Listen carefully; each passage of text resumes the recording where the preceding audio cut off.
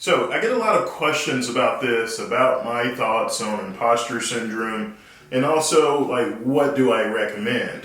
For those who don't know what imposter syndrome is, this is a kind of psychological condition that causes you to feel like you're a fraud, that you don't belong, that you are an imposter. And this is a very common thought and something that is felt by a lot of people, including myself.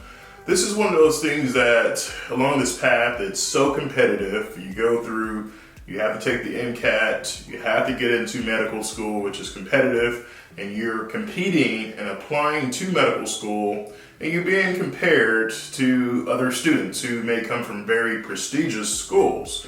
So it starts kind of early on in college, and then it carries on into medical school. So when I'm talking to students and telling them about the path to medicine, I always kind of break it down to them. So I always compare high school to college, college to medical school. In high school, you have students that are there because their parents make them, that they just have to do it because it's a requirement. And you have a lot of smart people in high school, but you have a lot of people that are not very smart at all. But when you get to college, this is a little bit more competitive. You have people that are there because their parents make them. You have people there that are just trying to get a degree and have no idea what they want to do with their lives. And you have people there that are kind of there on a mission. They know exactly what they want to do. But in this group of people, you have very smart people, but you have a lot of people that are not smart at all also. But in medical school, this is where it gets really tricky. This is where the competitive nature comes out of a lot of people. If you can imagine, if you had 1,000 people in your college, your senior class, and if you take the top 100 of those students, the top students in the class who made the highest grades, the most brilliant, intelligent students, and you put them all in a classroom together to compete.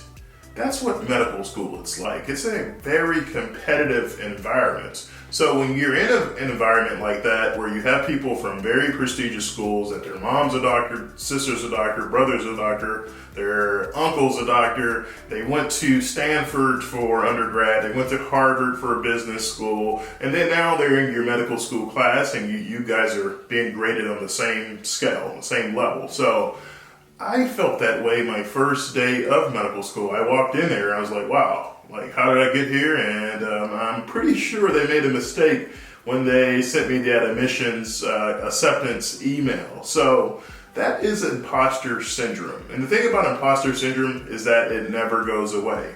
So even after finishing all of my training over the last 11 years, 4 years of medical school, 1 year post-bac program, 5 years of surgical residency, 1 year of fellowship, and now I'm attending in private practice, I still have those feelings. I still walk into the hospital.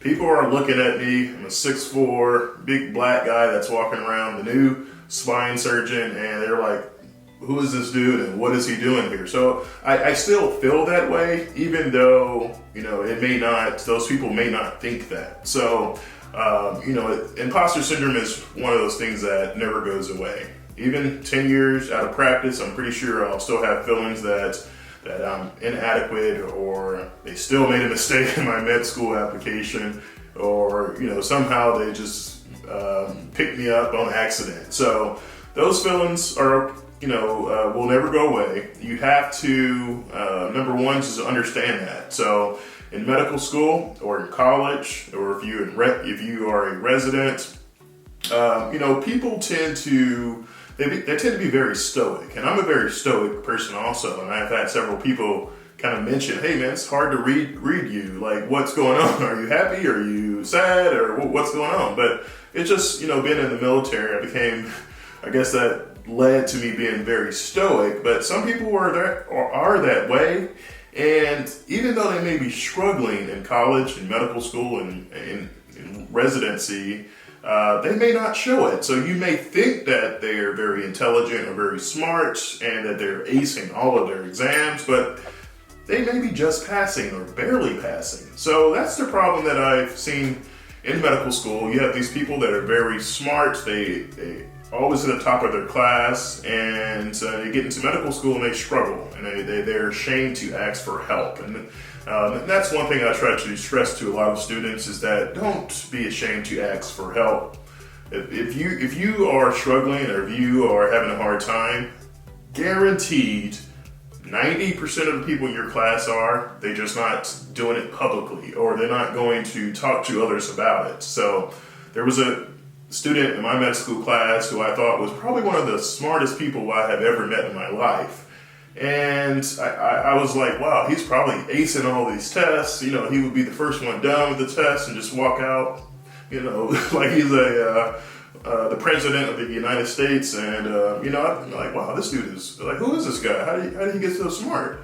But come to find out, like, he struggled on each exam. He barely passed his step 1 exam, and he had a hard time in medical school. So when people kind of paint this picture like they are the smartest thing since sliced bread, and you know that everything comes easy to them, that may very well be the case, but it may be the case also that they're having a hard time and they're struggling also. So my suggestion and recommendation is to, you know, have those positive affirmations. Just keep telling yourself that you can do it. Keep telling yourself that, you know, you belong here. They didn't pick you up on accident. They didn't give you an acceptance by accident, even though I put out a video about a school that did that.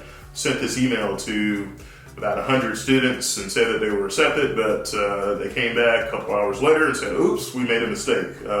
That's not the case for 99.9% of medical students. And whether you're in law school, dental school, pharmacy school, whether you are just in business in general, you have to keep telling yourself that you belong there, that you know, that you can do it. So, and I always look up to people that before me who have done it and went through the process. And if they can do it, I can do it also, and same for everyone else. So that's the first thing, is to recognize that it is a real phenomenon, it is a real syndrome, and it's just not talked about a lot. You'll still have those feelings, and you just have to kind of trust the system, believe in yourself, and just keep telling yourself that I really belong here, I'm a doctor, and I can do it also. So another thing that I wanted to kind of speak about is kind of like the anxiety, depression, kind of those things that people struggle with throughout your training.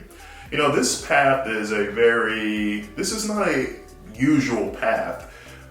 Majority of Americans, they don't go through the same training. They don't see what we go through as physicians. I mean, this is one of the most stressful jobs on the planet.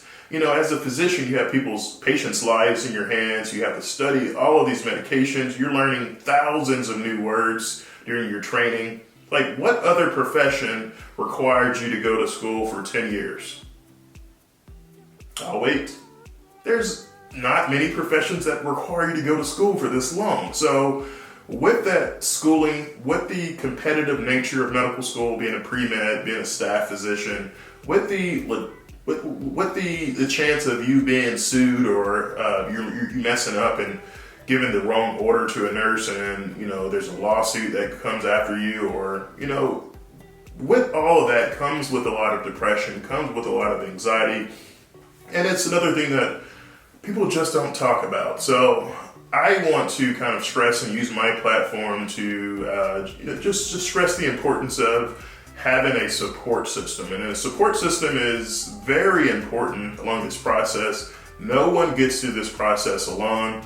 I always tell the story of the 3 girls that I studied with in medical school. One is a urologist now, one is a neurologist, the other one is a radiation oncologist. And we studied together in medical school. We held each other accountable. Late nights in the library, prepping each other, pimping each other for the tests and the questions. And, you know, they were my shoulder to lean on when they had problems.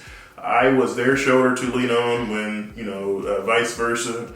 But I wouldn't have got through medical school without those girls. And I learned a lot about females during that time also, just hearing all their stories about their boyfriend problems or their marriage problems. So it was really interesting just to be a fly on the wall in a group or a room filled with girls.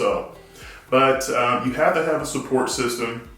I think mentors are extremely important, and this mentor doesn't have to be in your particular field. So if you want to go into radiation oncologist, you can have a mentor in nephrology or orthopedic surgery. You need to have someone that you can relate to, that you can talk to, that you can bounce ideas off of. It's very important to get things off of your chest. It's a very stressful environment. This path is very long, it's very challenging, and you need to be able to talk about what you're going through instead of bottling it all in and not letting it build up and not talk about it. And whether that is a professional counselor that you go to in person, and you can't talk to the people over at BetterHelp. These are online medical professionals. They're counselors, they're psychologists, family and marriage licensed therapists that can help you, coach you through this process, people that you can talk to. And I know with everything going on with COVID these days that people are a little bit hesitant about going into a hospital or going to a doctor's office, but with BetterHelp, you can talk to the counselors at home, on your laptop or on your computer, whether you're on vacation, whether you're on the train. You have these counselors at your fingertips. And these are board licensed psychologists and counselors and therapists that have trained for multiple years that can be at your fingertips. So, and I always tell people that I have a counselor myself. Me and my wife talk to a counselor about marriage therapy and about things that we're going to. So it's not like I'm suggesting that you talk to a counselor and I don't do it. Well, I have my own counselor and I talk to that person on a pretty regular basis. They have it set up where it's very easy to sign up for BetterHelp, and they walk you through the process. You can select your own counselor or therapist or psychologist based off of your preferences, whether you want a male or a female, whether a certain type of religion, whether any other kind of preferences that you have. You can select that, and within 24 hours usually, you will match with a professional counselor or therapist or psychologist, and then you can start those sessions. So definitely check them out. I'll put a link in the description for a discount for you guys. And thank you to the folks over at BetterHelp for sponsoring this video. So, imposter syndrome, this is something that is very common. It never goes away. And even surgeons, doctors who have been out 20 plus years, they probably still have these same thoughts. There have been several famous people and very successful people that have imposter syndrome that just don't talk about it. And I think it's something that needs to be talked about a little bit more. I have a platform and I want to bring some awareness to it. But anyone that's watching this video, if you have those same thoughts, I'd like to hear kind of your experiences. Put it in the comments below. What is your experience with imposter syndrome, with depression or anxiety, and what are you doing to deal with it or kind of get through it? This is a collaborative nature or community, and we should help each other and support each other through this process. And like I said, no one gets through this process alone. Talk to the people over at BetterHelp. They have lots of different therapists that can, get you through it and at the convenience of your home. And thank you for them for sponsoring this video on a really much needed topic. But I hope this video brought some awareness to this much needed topic, and I look forward to seeing your comments. But everyone else, thank you for watching this video. Make sure you subscribe. New videos coming every week. We'll see you next time.